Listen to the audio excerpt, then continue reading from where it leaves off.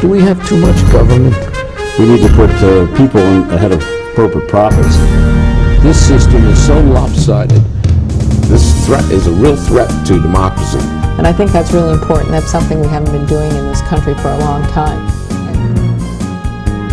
Where do you start? What do you do? How do you do it? Access to Democracy and other Eagan community television programming is supported by Thomson Reuters, makers of Westlaw Next and based in Eagan. Through Westlaw Next and other innovative online services, Thomson Reuters is the world's leading source of intelligent information for businesses and professionals. Online at thomsonreuters.com. And by U.S. Federal Credit Union, the member-owned financial institution offering service, value, and experience you can trust to the greater Twin Cities community.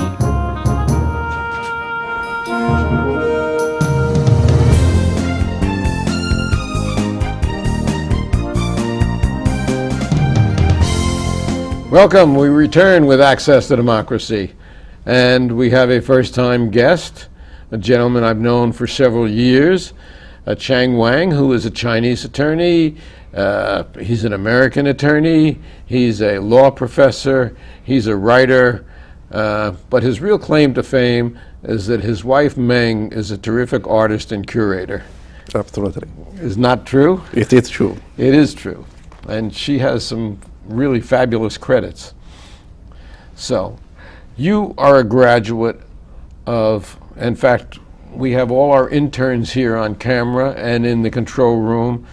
You got your Bachelor of Fine Arts from the Beijing Film Academy. That's correct.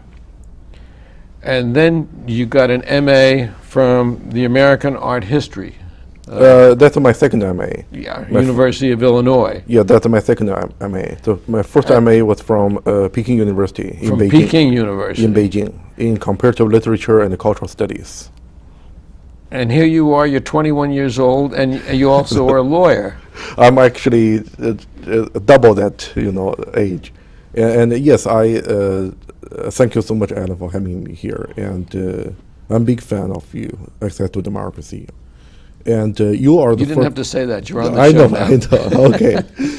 You are also have a background in film and law, and I do too. Mine is just backwards from yours, though. The way I started out, as an English major, and then went into law, and then really got involved with film. Sort of jumping back.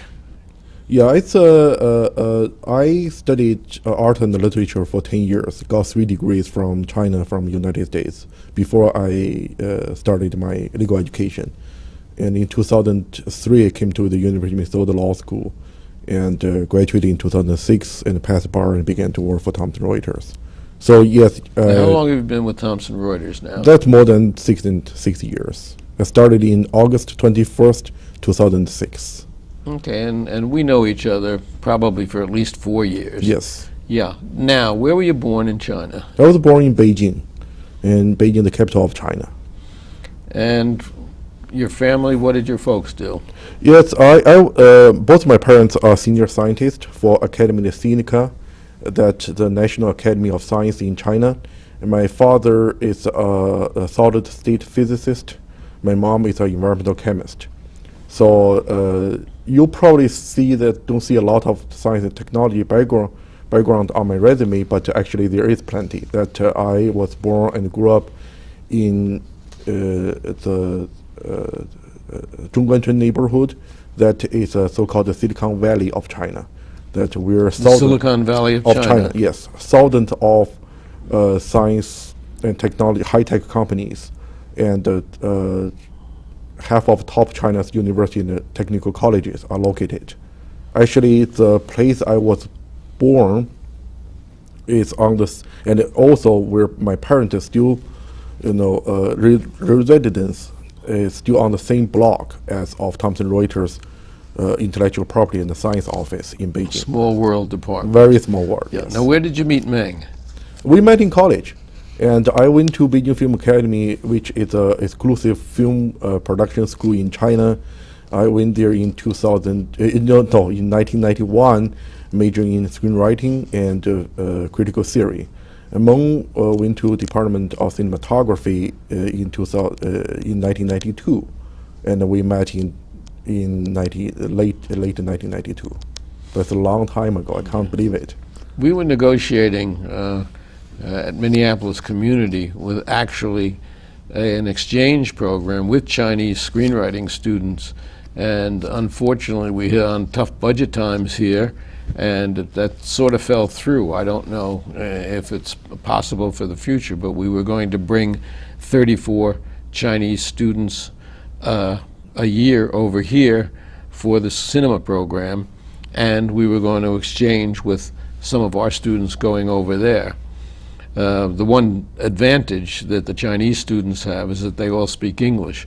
Not too many of our students speak Chinese, so it would become a problem with instructors. And I had actually been asked if I would be willing to go to China for a year and teach, and it sounded very exciting. But it hasn't come to pass. We'll be thrilled to have you there. And of course, for the future collaboration, Meng and I will be very happy to assist in any way we can. Well, we'll get there one way or another. Now, one of the things you do for Thomson Reuters, and you've been very active with the University of Minnesota and the China program, but you've also lectured basically all over the world, and you've done some teaching also. So tell us about that. Yeah, it's because one of my responsibilities at Thomson Reuters, I have a couple of responsibilities. And first of all, assist my supervisor in a community, in the programs and the special research projects. Also, I serve as a residential expert on the legal and regulatory and international project management. But last but not the least is serve as a goodwill ambassador for Westlaw, which is our premier legal research tool, as you know. Well, Westlaw is now all over the world. All over the world. Also, we have many products, country-specific products like Westlaw China, Westlaw Japan, and I've been have the fortunate to work on the China project for Thomson Reuters for some time, and so I think that my academic activities is closely relevant to my role at Thomson Reuters.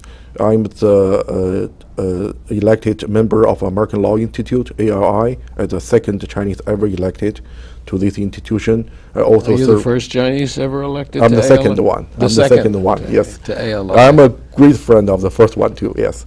And also I work pretty active at ABA, American Bar Association. I serve on several committees, and also I'm an adjunct law professor at the 6 law schools, 2 in China, 2 in the United States, and 2 in Switzerland. And the University of Bern is one of the ones in Switzerland, Yeah, right? in Switzerland is University of Bern, and the University of Lucerne.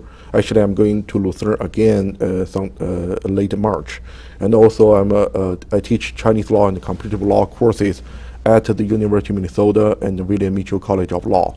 And I also Now, how do you have time to do all that and still keep up your duties here at Thomson Reuters? Yes, I do the most in the evenings, and like I teach at the University of Minnesota on Tuesday evenings, and teach at William Mitchell College of Law on Wednesday evenings.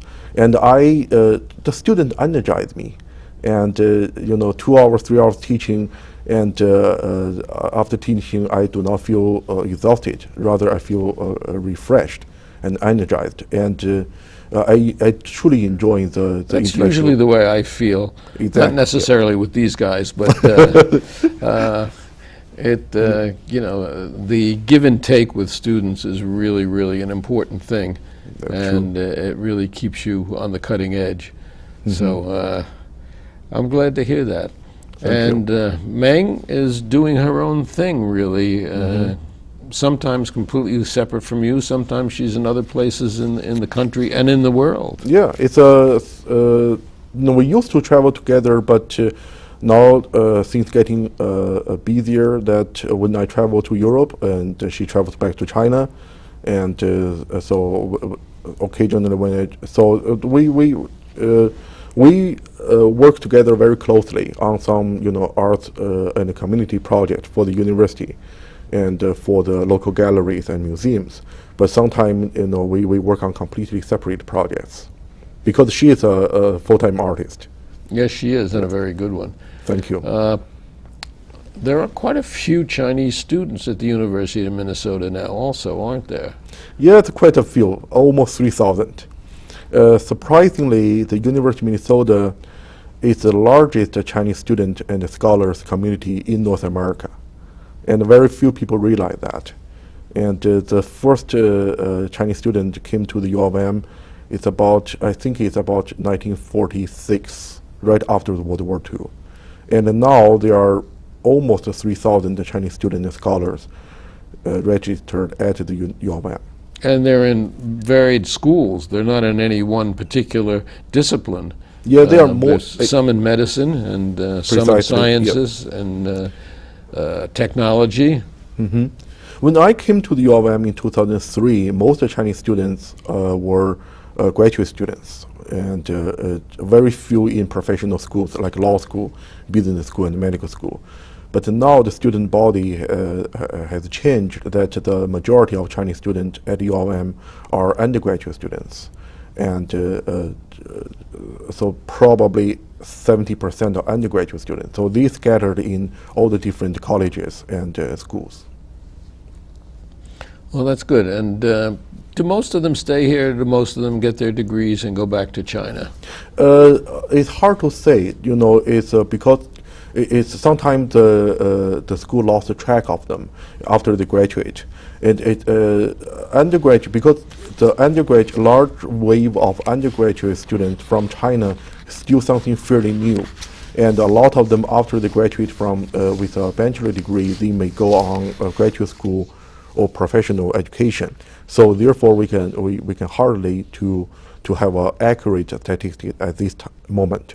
But the graduate school, when a Chinese student graduate from graduate school with a PhD or a professional degree, I would say probably more than half of them stay. And what about you? Are you here for good, do you think, or is the pull of China still? Well, it's I still a visitor here. I'm still a Chinese citizen, and I travel back and forth, and you know, I really appreciate the opportunity to be able to function in two systems, and so that which these extended states give me some vantage point to look at and appreciate both culture and both systems. I enjoy Chinese art and literature very much. At the same time, I really enjoy the fundamental fairness and the due process and this American democratic system. Well, our mutual friend and a man who's been here over 30 times, Paul Anderson, has gone to China, and he has lectured in universities and in courts in China. Yes. Yep. And talking about, because China doesn't have a constitution per se, as we have. No, we do have one constitution. What you're working on, it doesn't have, for instance, a Bill of Rights the way we have. You're right. And this is some place that perhaps down the road China will implement. The other side of the coin is we owe them a lot of money, and maybe that'll help. I think you're right, and that China does present a challenge to the United States, and the fundamental China present a question to American and the rest of the world. The question is fundamentally, is there a different definition of capitalism? So, you know, China is building a very bizarre form of capitalism, transforming from planned economy under the socialist rule to kind of modern economy, but without the rule of law. Well, people don't realize that until a few years ago, China was under a communist dictatorship, in effect, and your step toward democracy is something that Americans maybe have a tendency to be impatient with, but then we have to look back at our own history. We've been working on this since 1776. We still don't have it right. Mm-hmm. And one thing that China has, however, that we don't have, we have 300 million guns here. Guns are illegal in China. Yes. And that makes a big difference, I think, in the mentality of the population. That I agree, yes. I totally agree. So, do you think there will be a melding of the two? Do you think that they will come together more than they have now, which is somewhat antagonistic? It's very hard to say. It's very hard to say that the China watchers. You have competing arguments from both sides all the time. On the one hand, you hear that probably I just call your attention to one particular book published 11 years ago called "The Coming Collapse of China," and authored by an attorney who worked in Shanghai for many years. On the other hand, there's another book is quite popular in China right now, authored by a French scholar, entitled "When China Rules the World." So on the one hand, you hear the argument that China is unique. China developed an alternative approach to prosperity, and China redefined human rights. And the human rights is not only China rejects these universal values, liberty and justice, pursuit of happiness, well defined in the American Constitution. On the other hand, you hear the competing argument from the other side, and they argue, especially from the rights activists, they argue that China's problem today is because lack of transparency, lack of due process, and the lack of this fundamental fairness, which American system benefited from. So therefore, it's very hard to say that, very hard to predict the future, what's going to happen. But the one thing we're pretty sure is that they're going to be changed. They're going to have some fundamental change in the next 10 to 15 years. And otherwise, this current system is not sustainable. Well, isn't it a fact that there are more people now speaking English in China than there are in the United States? That's correct. Yes, because English is mandatory in China. There are 1.3 billion Chinese, and any Chinese age from, I would say, 10 years old to 40 years old, they all speak English, because English is mandatory in junior high school, and college, and graduate school. So there are more English speakers in China than in the United States. There are very few Chinese speakers in this country, although it is expanding. There are more people studying Chinese now than there ever have been, but no place near in comparison. That's true. Yeah. But Minnesota, I'm thrilled to see that a lot of Minnesotans are learning Chinese language and culture. Yeah, that's well, we have been on the cutting edge of so many things in Minnesota, although standards have fallen in the last 10 years. But I hope under this administration that things will pick up once again, and that we will be more competitive on the world market than we are at the present time, because we really have fallen behind educationally and otherwise, and that's not a good thing. It's not a good thing. Our scientists were always the best scientists in this country. However, I beg to differ. I still think the American educational system is one of the finest in the world. I have 2 degrees from China and 2 degrees from the United States, and I think that American education system really encourage innovation and critical thinking, which many other countries, they do not, up to this level. Now, China is so huge. Reaching out into the smaller villages, I mean, if you look at Beijing and places like that, they are as modern as any place. But as you go out into this huge country, is there as much modernization? Is there television? Is there the educational push in the small cities, in the small communities, in the hinterlands that we would come to expect? So economists always say that there are 3 Chinas. And there's a fourth world China, which is basically the Beijing, Shanghai, Canton, and East Coast cities, fairly developed. And GDP is very high, comparable to a lot of well-developed Asian countries. And then there's a second world, right in the middle land, inner land. There still have a pretty decent living, but less advantage in science and technology. Then there's a third world, and basically the West region and Tibet, Xinjiang autonomous region, and Inner Mongolia. They are less developed. So it's quite a problem for Chinese We have an government. area in this country like that. It's called Mississippi, Alabama, Louisiana, and a few other third world states. There's a little bit of difference here when I say that unbalanced development in China, because when you go to Mississippi, Alabama, and people still can go to school and they speak the basic living standard is different, but not that sharply different from the rest of the country. But in the gap between rich and poor in China is tremendous. And the richest man I ever met in my entire life is from China, and the poorest people I ever met in my entire life is also from China. But the difficulty is that the country is so huge. Economically in this world, it's a real challenge to be able to take care of everybody. But one thing you have universal health insurance in China, pretty much, don't you? Not very sure about that. We had universal healthcare system, even low quality, before 1980s.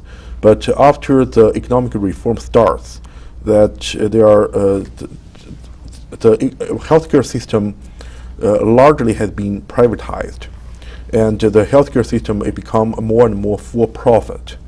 And at this time, That'll kill it. It's done it here. but the problem is if you are urban, a citizen, you are a resident of a major city or metropolitan, you do have a lot of benefits. You have subsidized housing, and you have a sort of, it's not universal healthcare. You still need to pay for your healthcare, but it's not as crazy as in the United States. And you receive fairly good quality of healthcare, but even very crowded. Say that you go to a hospital, probably you need to wait in the lines for 5-6 hours, and even longer to see a doctor. But on the other hand, if the countryside, where 30 to 40% of Chinese people reside in the countryside, the healthcare system is basically collapsed. And there's if a peasant want to see a doctor, the peasant, he or she probably need to travel a day or two to go to a major city, a county hospital to receive healthcare, because there's nothing in the community available to them. Well, that certainly is not good, but we have areas in this country where people have to travel long distances and then can't afford it when they get there also, because of the fact that the system is so privatized and has turned into a for-profit system. Right. I'm going to hold up, and maybe Alana can get a shot of this. This is a paper called China Insight. Now tell us what this is. This is a local newspaper, and exclusively on China. Local where? In the Twin Cities. In the Twin Cities? In the Twin Cities. Okay. And there's a group of intellectuals. They publish in this newspaper and in English language to inform the local residents and the community members about China. And it comes out regularly. And Monthly. And one of the people who writes for it, I've seen some articles, is a gentleman by the name of Chang Wang. Yeah, thank you. I recently published an article, for this newspaper. Where do you find the time? Well, it's when I travel to Europe, I you read this article. It's recounting my encounter with Dalio Fo, the 1997 Nobel Literature Prize laureate, and we met on the train from Milano Centrale, from. Well, that's what the article is about in here. Yes. You met by chance a poet laureate who is a Nobel Prize winner. Then I happened to, wrote, authored, and published 4 articles on him in 1990s. So it's quite a thrill to finally meet this gentleman in person, and by pure coincidence. And then when I after we departed, I just wrote down my experience and it gets published here. And I'm going to next time I'm in Italy, I will visit him, and we've been keep in touch. That's terrific.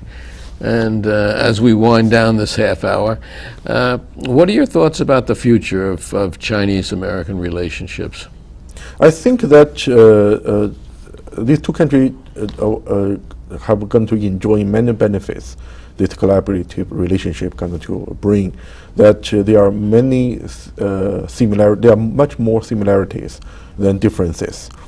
And the mutual trust is it takes a long time to build, but I'm fairly confident that we will see a more positive development rather than negative development. See, I feel that the average person really wants peace and the opportunity to prosper and to raise their family. And I don't care whether it's here or it's in China or wherever it is.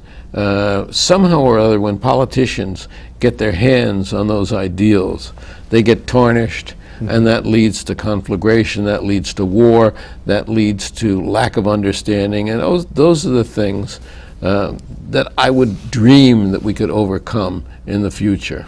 I cannot agree with you more. Good. We've been talking with Chang Wang, who is a man who wears many hats, and a filmmaker is the least of them, but he's a lawyer, he's an author, he's a lecturer, he's a professor, and he's a really nice guy. In addition to that, I've had the opportunity to break bread with him, and we had a very good time. This is Access to Democracy, and Chang, I hope you'll come back with us again, and we can discuss some of these things in a little bit more depth and a little bit further. Definitely. Thank you so much, Alan. It's an honor thank you. to be here.